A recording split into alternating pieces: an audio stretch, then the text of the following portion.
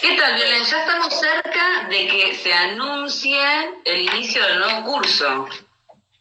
Sí, el nuevo curso que se va a llamar Transsexualidades en la piel y los 3 registros. Chalay. Título bastante pensado, más tiene que ver con cómo la pulsión muerde el cuerpo, poder pensar en, el transgénero, poder pensar muchas cosas que se están hablando a veces a la ligera o por momentos muy profundamente, pero mezclando cosas y por momentos produciendo en algunas personas una sensación de estupor de la que los psicoanalistas me parece que tenemos que salir, tenemos que poder leer, ¿no? Leer para acompañar también a los pacientes que van a ir llegando a los consultorios. Ya llegaron, ya están. Ya están aquí.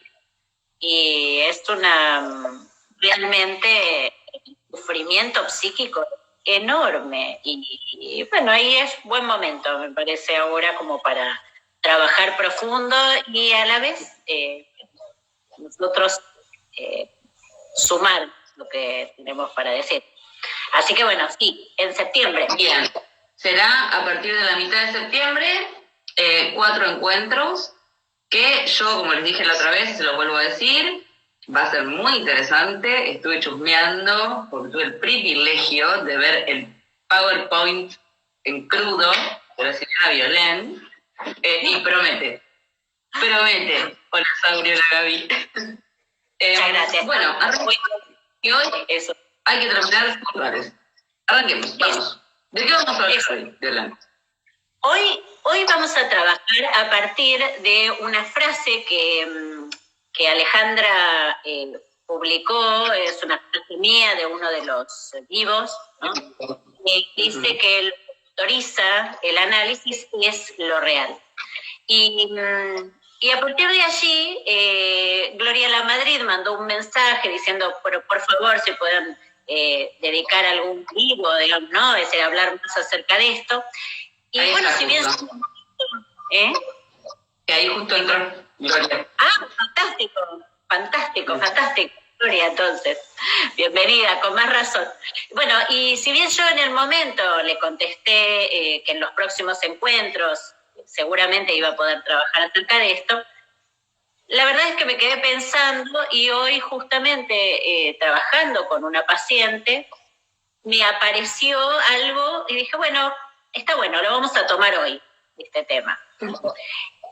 Les voy a contar un poquito, una viñeta, digamos, de lo que sucedió hoy, un poquitito, digamos, solo un pedacito, digamos, de la sesión de hoy, porque me parece que ilustra bien acerca de, ¿no?, de que lo que motoriza el análisis es lo real, ¿no? Cuando tradicionalmente se piensa más en términos de lo simbólico, ¿sí?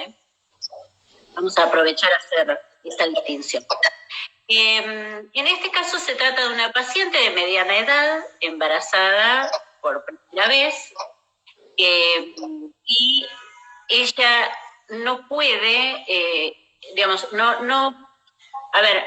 no disfruta su embarazo, si bien ha sido buscado, y le da mucho miedo, ¿no? Está diciendo, no puedo hacer esto, no puedo hacer lo otro, no puedo, digamos, en una mezcla de exceso de cuidado, pero también de autocuidado, pero también en un punto de demanda hacia su esposo para que se haga cargo de todo, absolutamente todo. Entonces, trabajando acerca de esto, que es muy pregnante para ella, ¿sí? Muy fuerte, porque ella es tomada por, yo no sé qué es esto, digamos, no sé, es la primera vez que estoy embarazada, yo siento que no puedo, una cosa muy, muy temerosa, ¿sí? No el embarazo como algo del orden, digamos, de la naturaleza, ¿sí? Como que un cuerpo en general puede, ¿no?, seguir adelante con un embarazo, sino como que hay algo en ella que no. Y a partir de ahí, de trabajar, encontramos que su madre hacía también esta misma escena, ¿sí? por supuesto terminó separada del padre, porque terminaron cuando ella nace, digamos, la historia de ese embarazo es exactamente así, y lo que ella relata, ¿no?, es haber quedado realmente de costado frente a esas peleas que marcaron toda su infancia. Allí encontramos puntualmente la cuestión de lo real. Un embarazo es como la cúspide de lo real en una estructura. Por eso la paternidad en el caso de la psicosis, la maternidad, digamos, en el caso de la psicosis, es un punto de borde, porque la estructura, digamos, muchas veces, y no es que este caso sea de una psicosis, pero les digo en el sentido de lo fuerte que es para un aparato psíquico llevar adelante la idea de un embarazo. De hecho, cuando nace un bebé, las que, hemos tenido la suerte de poder ser mamás de panza, digamos, es decir, que hemos llevado adelante embarazos, el momento en que nace ese bebé no deja de ser increíble. Uno tiene toda la teoría de que hay un bebé que se está formando, hace las ecografías, de todo, ¿verdad? Pero el momento en que sale un ser vivo del cuerpo, en este caso mío, de una mamá, es realmente impactante, ¿sí? Entonces, ¿cómo se recubre de imaginario, de simbólico ese bebé? ¿Cómo se reviste eso? Es el gran tema del análisis, ¿sí? Bien, entonces, el punto que yo hoy quería contarles en particular es que esta paciente se ubica como, yo soy esto y ya está, ¿no? Y yo toda la vida voy a hacer esto. Esto es, por supuesto, algo que ella defiende, que es cierto punto de debilidad, que ella vino con un menoscabo debido a que sus padres no le transmitieron lo que ella entiende que le deberían haber transmitido, como que ella viene ya de por sí en falta. Pero es una falta que, como ustedes pueden ubicar, no es una falta que está disponible para la estructura. Una falta en lo simbólico es una falta que está disponible en la estructura, que puede ser una metáfora, ¿no?, que sirve para que uno diga, yo en esto tengo que trabajar en análisis para lograr ciertas cosas, o no sé esto, me voy a formar en tal otra, ¿sí?, en tal otra cosa. Esa es una falta a disposición de la estructura, ¿sí?, que produce un ir hacia lo creativo. En este caso, no. En este caso, ella siente que queda fijada, coagulada en una caída, ¿sí?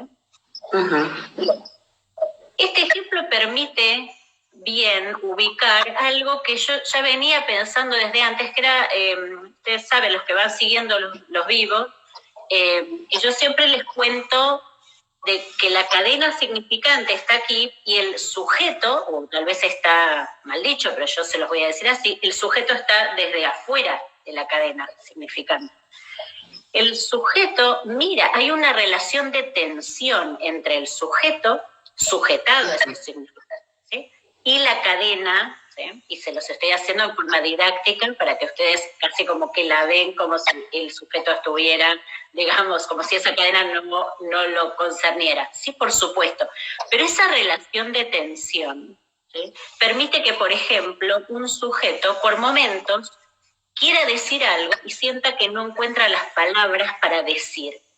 Es decir, es necesaria, ¿no?, esa tensión. Por supuesto, no hay otra forma de decir que mediante la alienación. La cadena significante es el discurso del otro.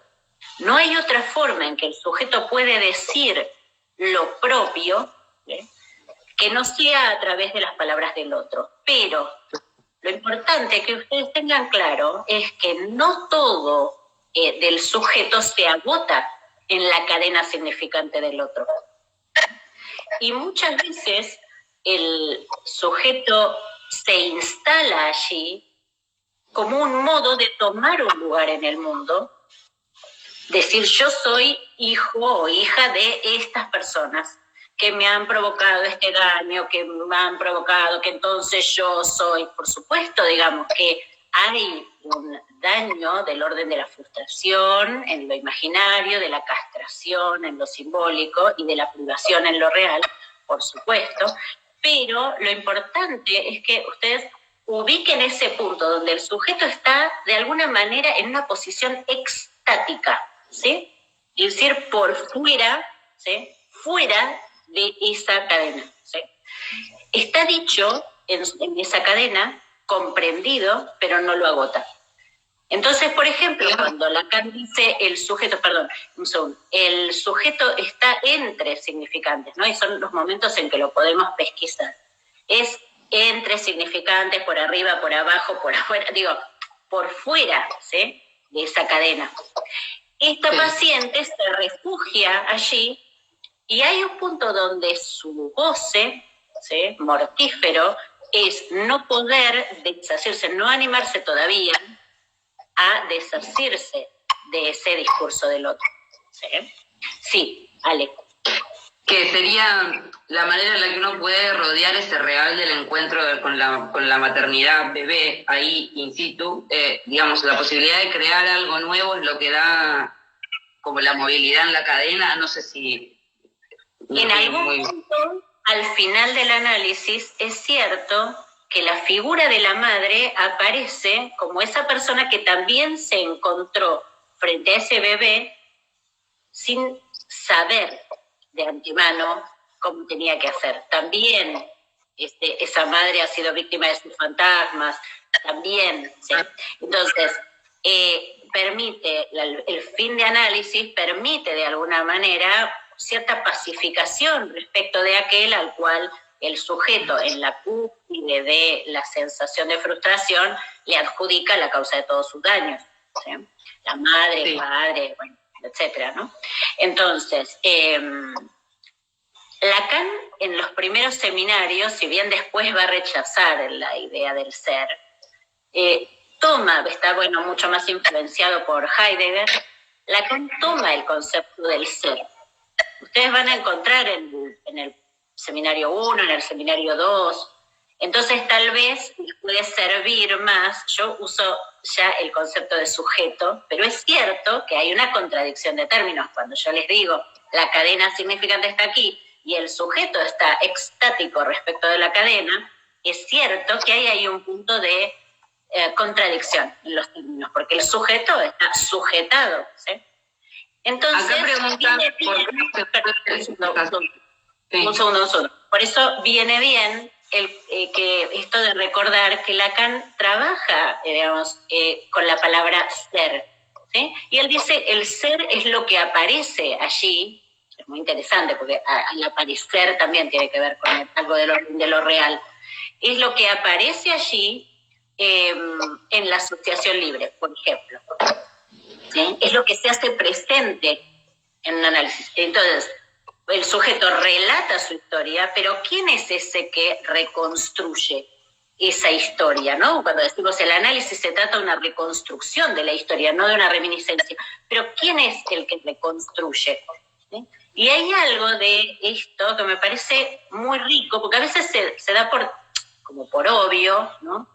Y se repite incesantemente el concepto de sujeto, cadena, significante, inconsciente, todo eso que está muy bien, pero eso es solo el aspecto, simbólico de la cuestión.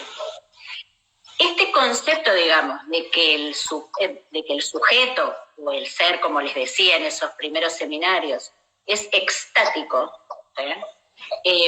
les va a servir a ustedes mucho para comprender cuando Freud habla de la elección en la neurosis. ¿Por qué un sujeto frente a la misma pregunta va hacia un lado o hacia el otro? Por ejemplo, cuando en el seminario 3 Lacan pone, yo creo que se los he dicho, la pregunta de qué es ser una mujer, ¿no? Y lo pone, en Schreber da la psicosis y en Dora da una histeria.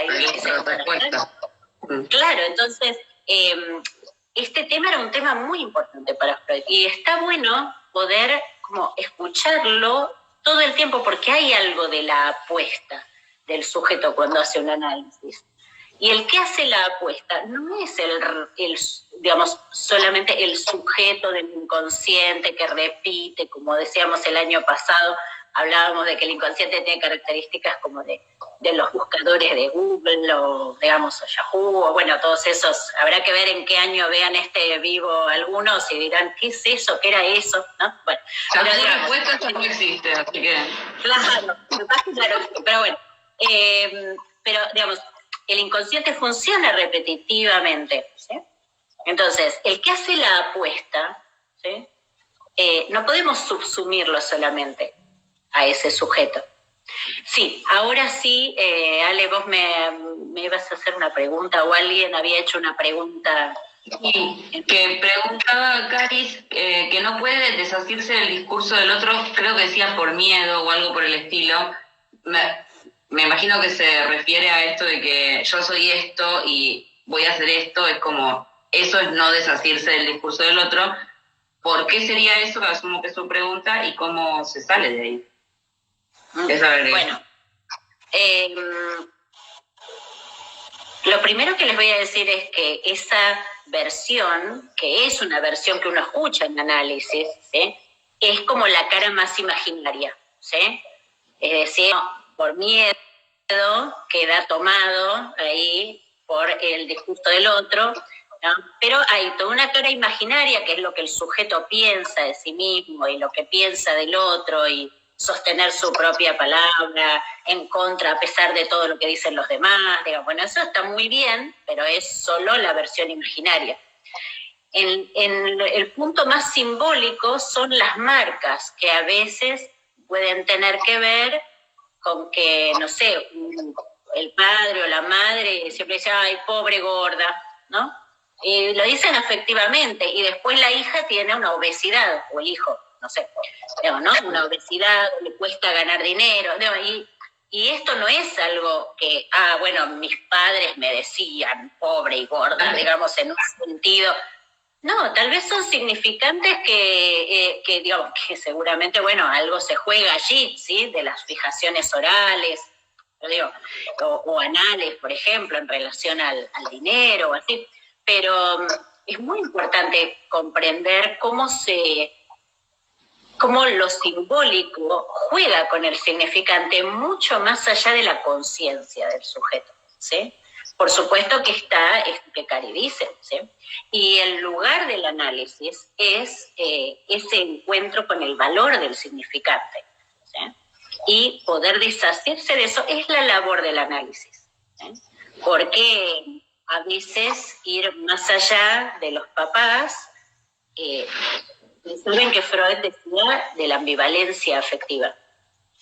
Está el amor y está el odio también, ¿sí? Por los padres y por todos, forma parte de lo humano. Entonces, separarse de esas marcas de dolor también es sentir que uno se queda sin esos padres, ¿sí? Porque ya esos padres pasan a ser alguien más en la historia, no la persona alrededor de la cual gira todo. Uh-huh. Entonces, bueno, en ese punto me parece que es importante ubicar, ¿sí? Sí, ya está. Respecto de lo del ser, les digo un par de cositas más. Respecto de lo del ser, tomen en cuenta especialmente en el seminario 1 de Lacan, en las clases del 9 de junio, que ahí es donde trabaja bastante la cuestión del ser y entonces les puede servir. Digo, porque después se dice, ay, no, ya el ser no, que bueno. Lacan tiene cosas en los primeros 10 seminarios, por eso dice Rayuelas, ¿no? Que son, uno las ve después en los últimos. Gracias, Ale. Y después uno las ve en los últimos, ¿sí? Sí. Son los 10 primeros seminarios, pero leídos como Rayuela de Cortázar. Pero bueno, digamos, volviendo a esta cuestión, esta tensión entre lo que sería el ser o el sujeto y la cadena significante, ustedes la pueden ver, como yo les decía recién, ¿no? En cómo a veces no logramos sentir que el lenguaje tenga palabras para decir exactamente lo que sentimos, ¿no? En otros ejemplos, por ejemplo, Kafka decía que él escribía en alemán, pero en privado escribía en checo. Y él en un momento dice que él piensa que el idioma alemán tuvo mucho que ver con su resentimiento con su madre, por ejemplo, ¿no? Que le hubiera sido mejor a través del checo. Entonces, es muy interesante el concepto, ¿no? De que hay idiomas que dan existencia a significantes nuevos que tal vez pueden albergar otras cosas. Por eso yo siempre les digo, lean autores sensibles, nútranse de significantes ustedes, porque ese límite que el paciente tiene para poder decir, a veces el analista tiene una función primaria sobre el objeto. Es decir, logra encontrar algunas palabras que arman otra posible discurso, otro idioma, ¿sí? De hecho, yo me acuerdo con mucho cariño una paciente de hace muchos años que ella, cuando llegó a análisis, hablaba de un modo, y cuando se fue, un par de años después, tenía una sensibilidad en su idioma. Y no es porque hubiéramos hecho, nada que ver en relación al idioma, pero había un refinamiento, una sutileza que ella había ganado, que tenía que ver con ella, ¿sí? Y cómo ella no se encontraba en el lenguaje con el que empezó, y ganó en claridad, ¿sí? Entonces, el lugar al cual el sujeto se destina, y en este caso esta paciente que yo les contaba al principio, tiene que ver con una fidelidad, una fijación.